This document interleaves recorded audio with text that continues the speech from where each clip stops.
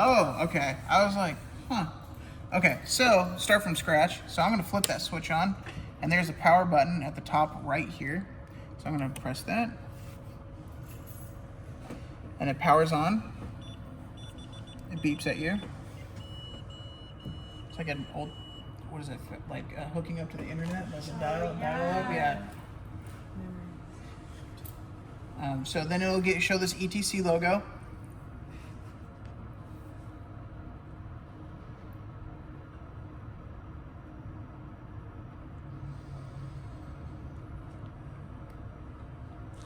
So, basics of lighting.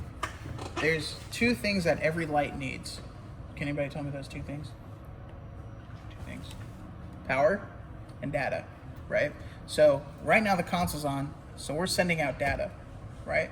The other thing we need is power. So what is powering those lights? The relays. So you need to turn on those relays every single time you come in here to turn on this console. So, the relays, again, are down here at 40 through 55. And cool. Okay, so this is, a mistake I made, but now we get to learn in it, right? Okay, cool. So who wants to come and touch the console? Who wants to step up? All right, you put your hand up first. Go ahead. Okay. So, I don't know anything. no, you're good. Okay, so right now, our relays need to be in Universe 2. But as we can see, there's no 2 next to it, so it's in Universe 1. So go ahead and type in 40, oopsie. Whoa. Okay, go ahead and click on patch. Yep. And then just type? Yeah, type in 40, Okay. and then hit through, 55, enter. Awesome, so now that's selected what you want. So go ahead and just click once on address, and then type in 2 dash, go ahead and hit clear real quick. The dash is, What's the dash? This? yeah, we hit clear one more time, sorry. Okay, Oops. yep, go ahead and click address again, Okay. and then hit 2 dash, Is this the dash or? over 1, right This? there, yeah. Okay. Dash, and then 370. Hit enter. Cool. So now it just put everything into Universe 2. Okay. Awesome. Good job. So go ahead and go ahead and hit live.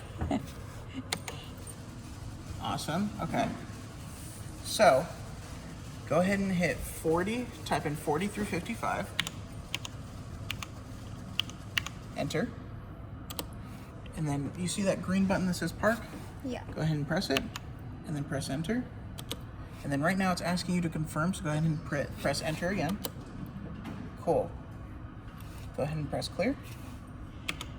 Okay, so after we've started up the console, so we're rewinding back time, so this is what it's gonna look like, right? So now we need to turn on power, right? Okay, cool, Harry. So what if I mess up and I accidentally type 40 through 55, they're gonna turn off. Is there any way to lock that from happening? Yes, there is.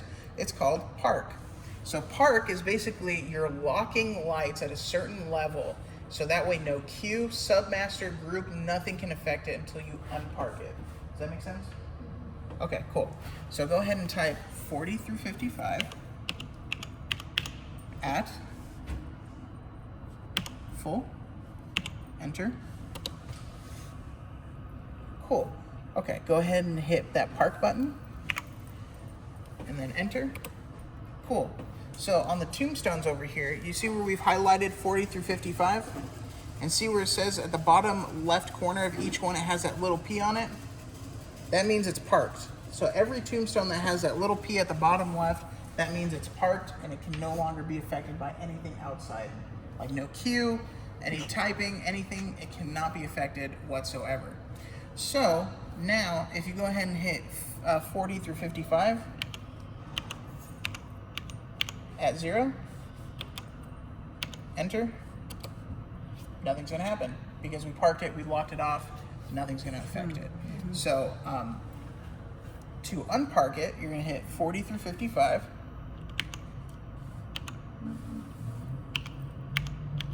and then you're gonna hit park, and then enter, and then now it's asking to please confirm to unpark it, press enter again, shut down. Cool. So don't worry about that clanging noise. It's just the motors releasing in the lights. It's nothing to worry about. It's completely normal. It is a little scary at first. The first couple of times you shut down, you're like, what is that noise? It's just the motors in the lights shutting down. That's all it is.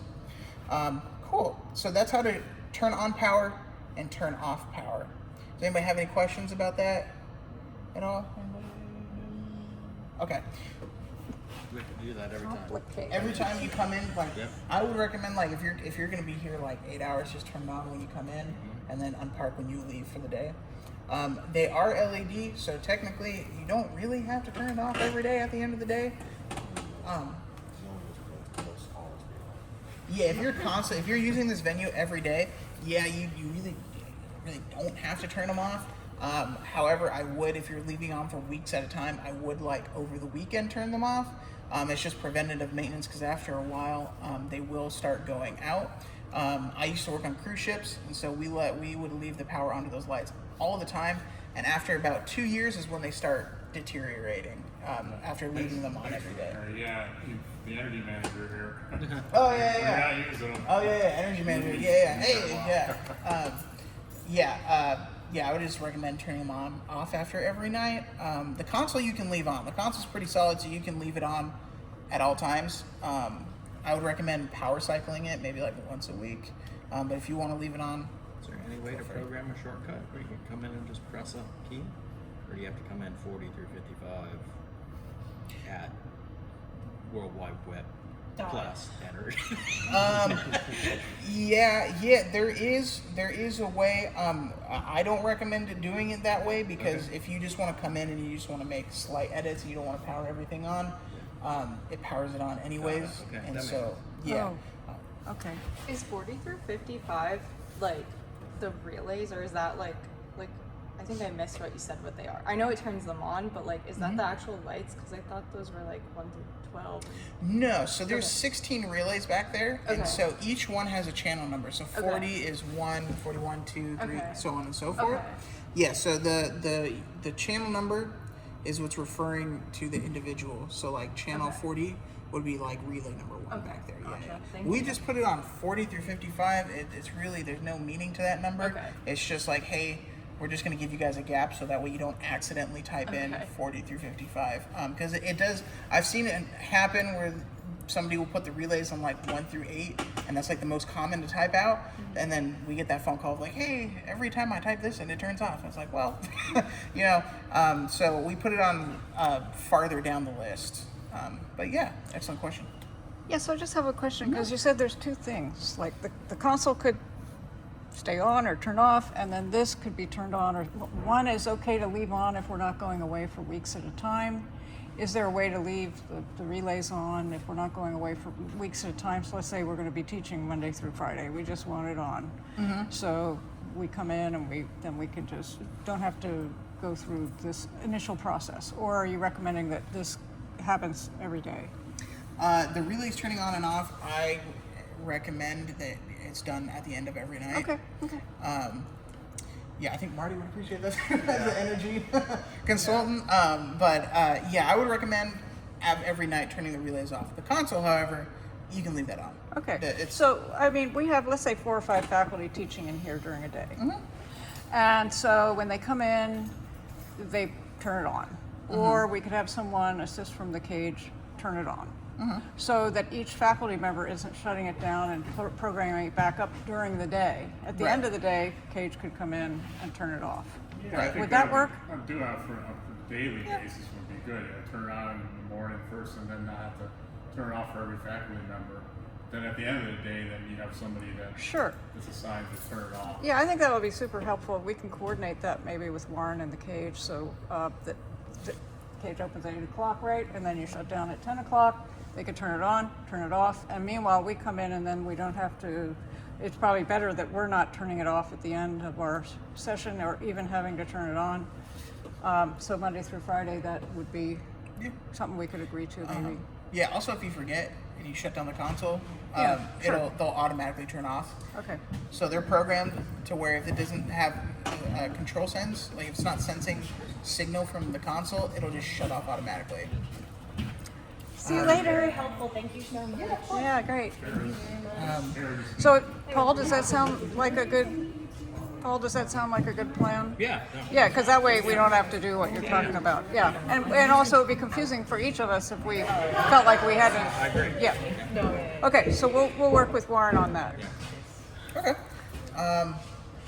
Cool. Now that we've gone over almost all the basics. I know this is a lot of information. So sorry, but let's just say it's on, and then so let's say we're not turning the relays off because students at the cage or whoever's there turns it on at 8 o'clock in the morning. They're going to turn it off. We have to turn power on the console, and this will come on automatically, or the console's going to be on. They turn the console on, and the relay's on, and then what do we do next? As in terms of, Let's say we want to work the lights, then we just go through the lighting. yeah. So like, okay. So let's say you just turned on the console, right? So the steps for that is you turn on the console, obviously, and then you need to turn on 40 through 55. So if you want to type in 40 through 55, Well, full. Where's full? It's going to be on your right-hand side of the keyboard. Sorry. Enter. No, you're good. Cool. oh, So now we've powered on, and then now we need to park. Go ahead and park. Enter. Cool. And then clear.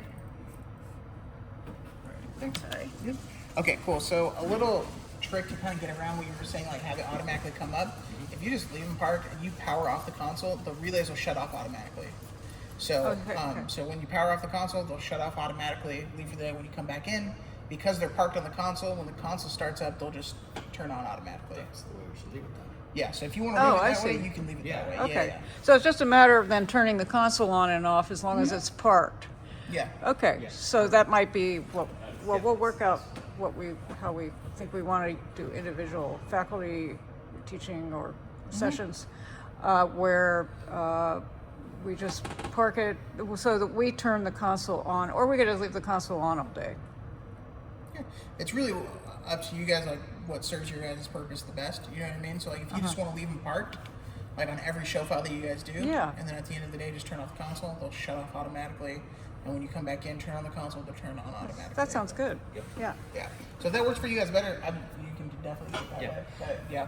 And but you said that particular show. So let's say then we had a student shoot going on, and they had a different show.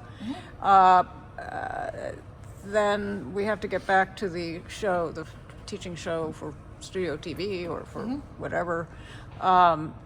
Is it the same thing? Like when we turn the console on, we just select our show, Yeah. but the relays would already be on.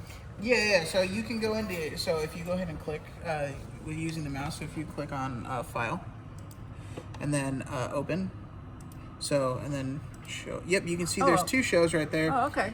There's Okay. the test one that we were doing earlier, and then you're on the safety Okay. patch now. So Okay. that's where you can select which shows you want to open. And Okay. Stuff like that. Okay, cool. Yeah. So we just turn the console on, select our show, and then we're good to go. Yeah. That sounds good. Good plan. Yeah. And then this is also, so if you go ahead and hit, go ahead and hit exit. And then, yep. Okay, so now we're So now, right now we just exited the show file. So we're in what's called the shell. The shell is where you can switch. So there's 6 options. You have primary, which is the primary console being used.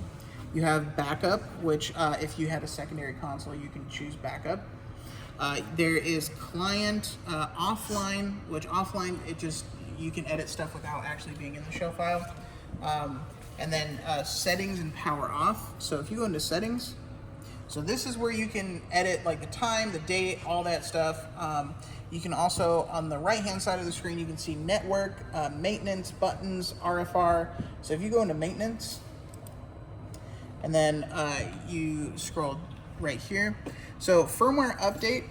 So this is good to monitor about like every 3 months, every 6 months.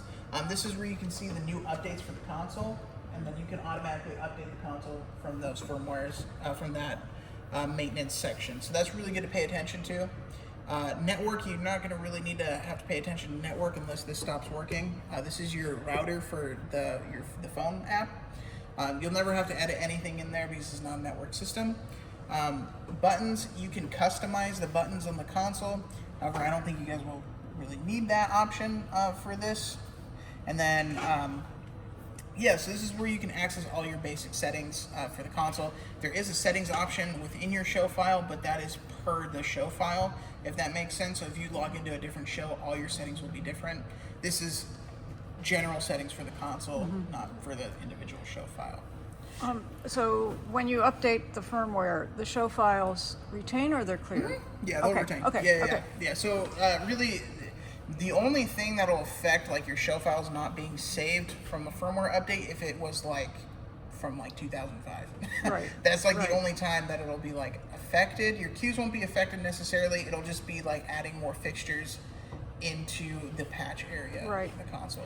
I mean, one of the things that we're going to have to do here, I'm just speaking as a faculty member, is assign people who would be qualified to update firmware and check firmware. We're not going to have every student or faculty member updating the firmware. So this would be assigned to somebody who's going to have to be responsible for doing this, right?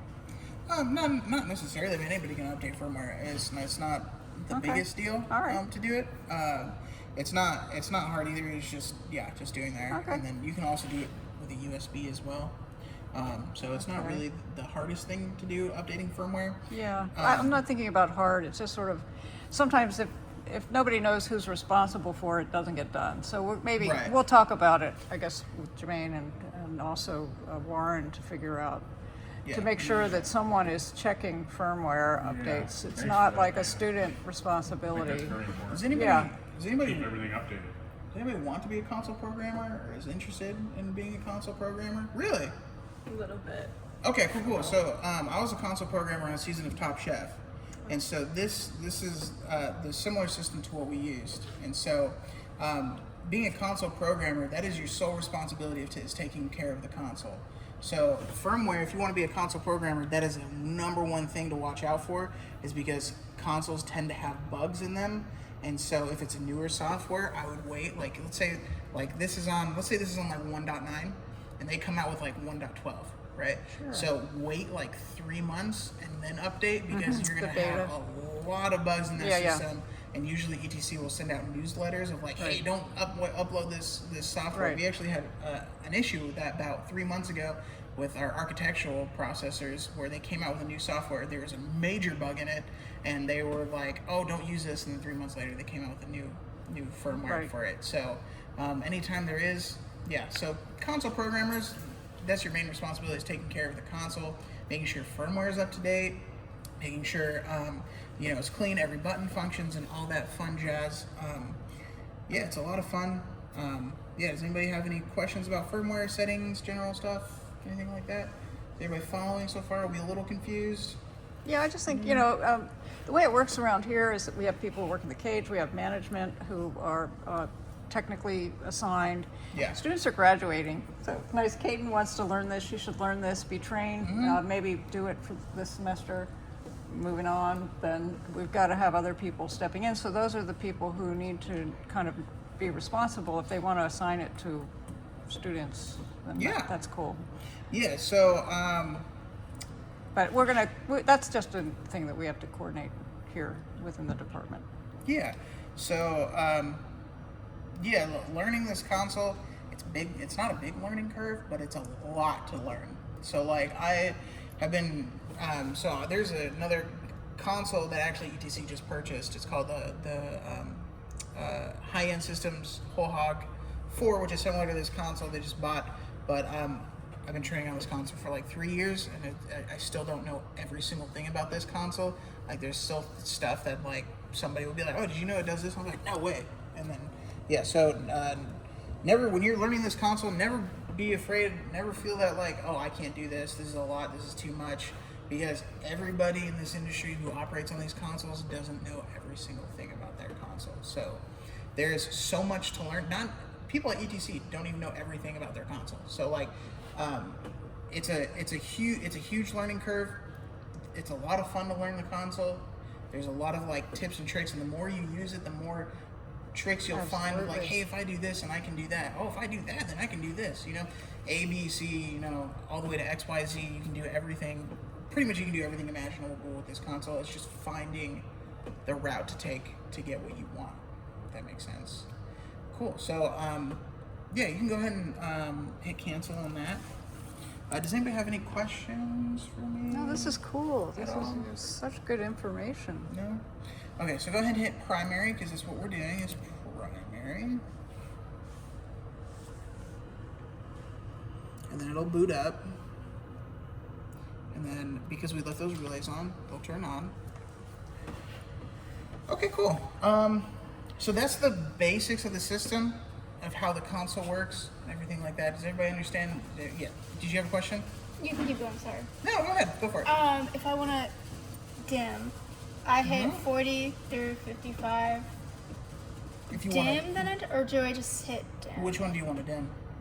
The All ones of that are them. on right now? Yeah. Okay, so go ahead and hit group 1.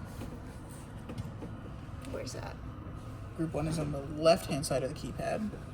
So hit group, and then 1, enter. And then that wheel right there, go ahead and you can scroll that down.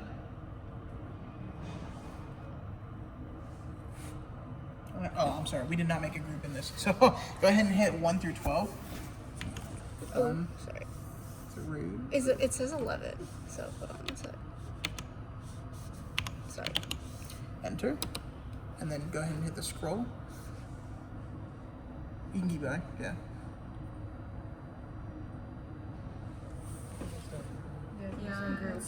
Oh, it still says group. So we just clear that out. Okay, go ahead and hit 1 through 12. Enter. See, you guys are already getting it. Yeah, this is good. Yeah. Alright, go ahead and scroll. Oh, gotcha. Yeah, so that wheel, that intensity wheel, you can use it for like fine adjusting, whatever you guys want. I know this is really confusing. This is a lot. I know. This is like the worst part of the day for training. Because it's just you're cramming a lot of information, and you guys are in school, so it's even more information that's going in, and a lot for you guys to learn. So please, if you guys have any questions, there's no such thing as a dumb question. So please feel free to ask anything. Yeah, cool. I think that website is going to be a really good Yes. tool for them. Yeah, so the website is etcconnect.com, and that'll you can even do like how to network terminate, how to build a system and stuff like that. You can do all that for free on ETC's website. Yeah, I've done it. I know a lot of other people have done it. It's really beneficial if you want to get into the systems like this. So yeah, because there's really on set you have a DMX tech, and then you have a console programmer for most situations.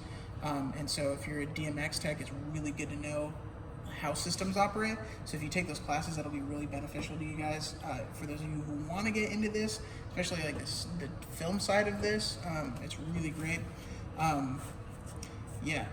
Piece of information I can share with you guys for those of you who want to be console programmers, especially for film. Never say no. Rather say, I don't know how to do this on the console.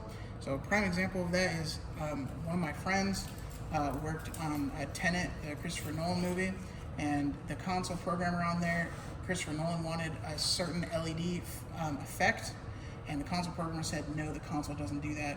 Christopher Nolan said, yes, it does. And the console programmer did not come back the next week, and so they got a new console programmer. He was able to do it. So if you don't know something, just say, hey, I don't know. And you can always look it up on YouTube. I guarantee you there's a million videos on how to do something. Like if I wanted to type in like, how to record a Submaster on ETC console, there's gonna be like 30 different videos on how to program and record Submasters on a console. So yeah. So does anybody want to learn how to do something? You guys want to jump on the yeah, go ahead. What's I up? want to learn how to like make a lightning effect. A lightning effect? Yeah. Awesome sauce. Yeah, go ahead. Go for it. Lightning effect? Oh, wow. You can do that. Okay, so if you if you want to open up a new tab on your right hand screen, yeah, and then if you go into effects, which is, yep, that one, tab 13. Okay, cool. Now we're in blind, so you can see all the effects that we have. We have one, which is there's nothing on one, but you have 901 through 918, and where it says the label, that's all the effects that you can do.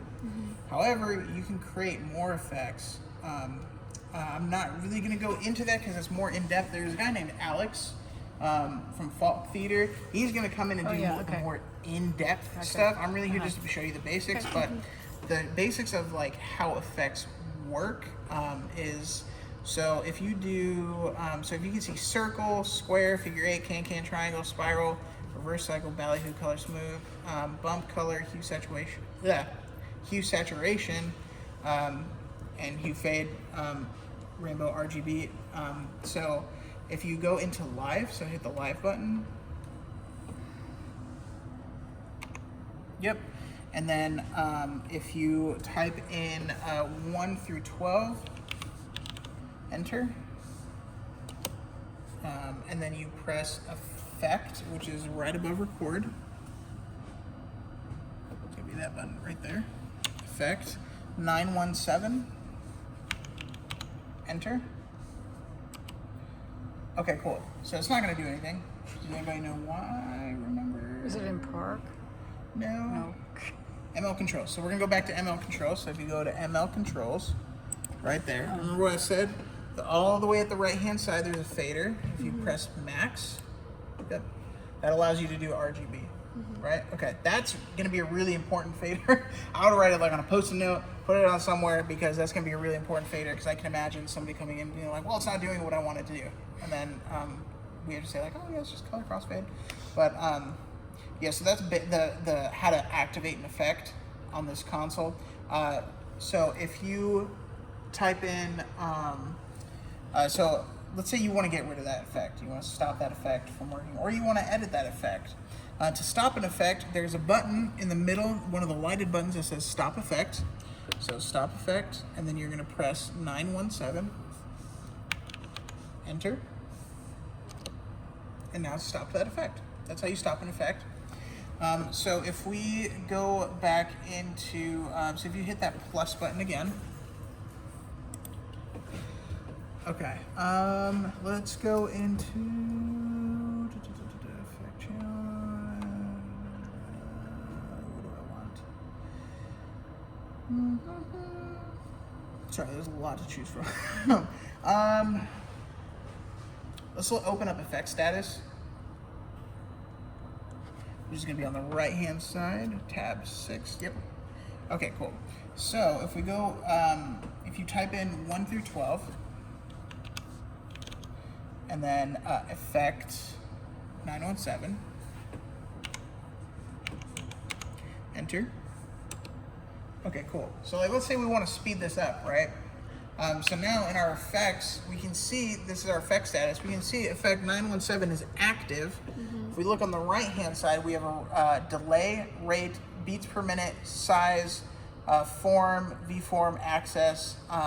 So if you with the mouse, if you click on the blank square underneath BPM, and then you type in 50, and hit enter. So now that just sped up our effect. So now if you click on where it says size, 100, and then you type in 200, enter. So now our size just increased. Well, the speed increased, the size. Okay, so with effects, the larger the speed, well, not larger, but the faster the speed, the smaller the size of your effect's gonna be, right? So because our speed is fast, it's really only doing our red, green, and blue. It's not doing any of like the in-between, like purple, anything like that. So yeah, so if you guys wanna just like, one day come in here and play around with like, how to balance BPM, speed, size, all that kind of stuff. You can create custom effects where like if you want a cop car, red and blue to flash, you can do that. You really, with effects, you can really do anything. You can also do it in cues, but that's like really, that's like taking the long route of making an effect. But yeah, did you guys want to go over cues? I don't know if you guys are gonna use cues or anything like that. We can go over it. Did you guys want to go over it?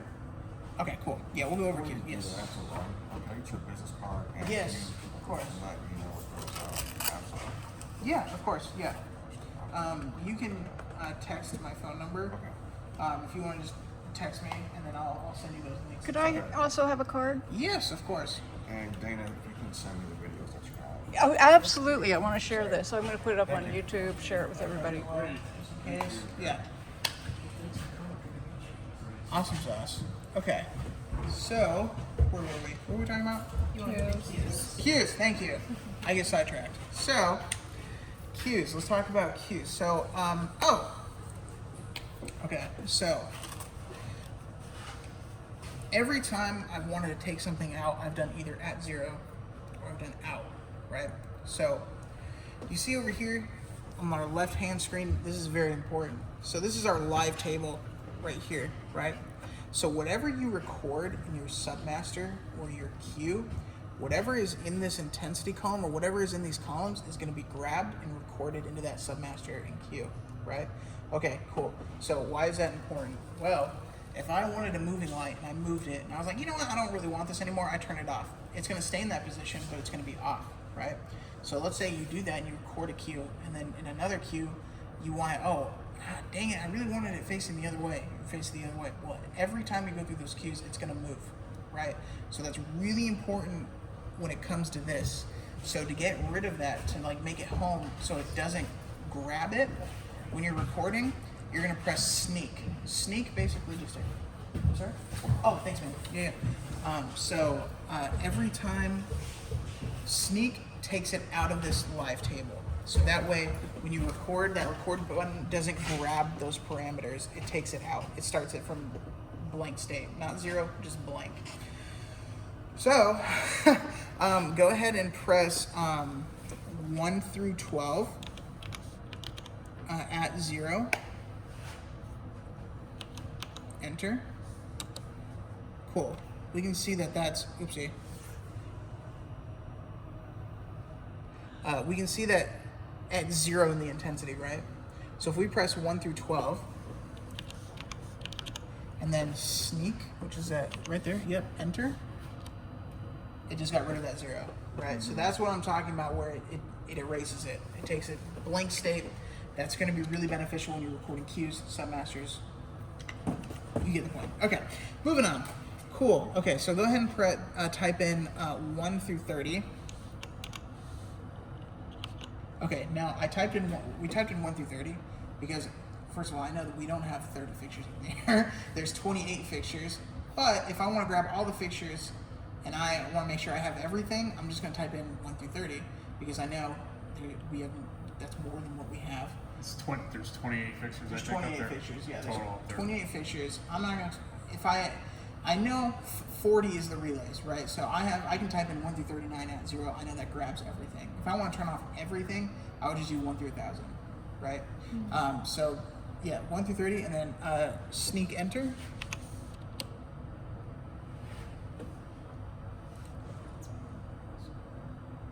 Cool beans. Okay, so why don't